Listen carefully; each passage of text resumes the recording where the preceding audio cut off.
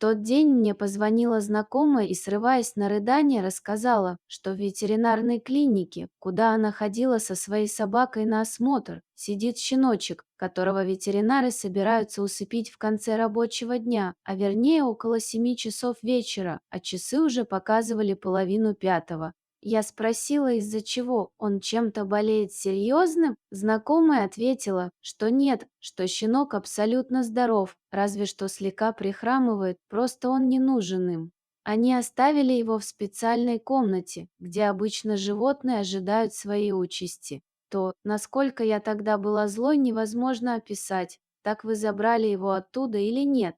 Не забрала, у меня нет места. Что делать? Я сказала, чтобы она вернулась в клинику и забрала оттуда щенка. Пока Рита ехала в клинику, я попросила подругу взять на время щеночка к себе, и она согласилась, когда ей рассказала про ситуацию. Я просто не могла оставить это так и позвонила в ветклинику. У вас действительно сидит щенок, которого приговорили? Мне со смехом ответили. Ну да, как так можно? Есть какие-то показания к усыплению? Я сама работала в ветеринарной клинике. Вы же врачи, ваш долг спасать, а не казнить, тем более здоровых. А что я скажу начальству? Нам его подбросили? Куда мне его девать? Я поняла, что разговор не имеет смысла. Сказала этой, что заберем щенка, чтобы не трогали его. Ровно за 2 часа до исполнения приговора, вынесенного врачами, мы забрали малыша.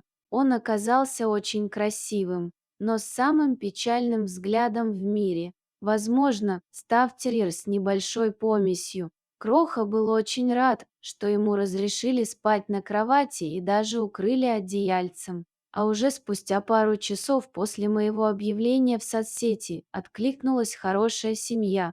Они забрали щенка к себе и создали самые достойные условия для счастливой жизни. Лапку ему подлечили в клинике, где не приговаривают животных.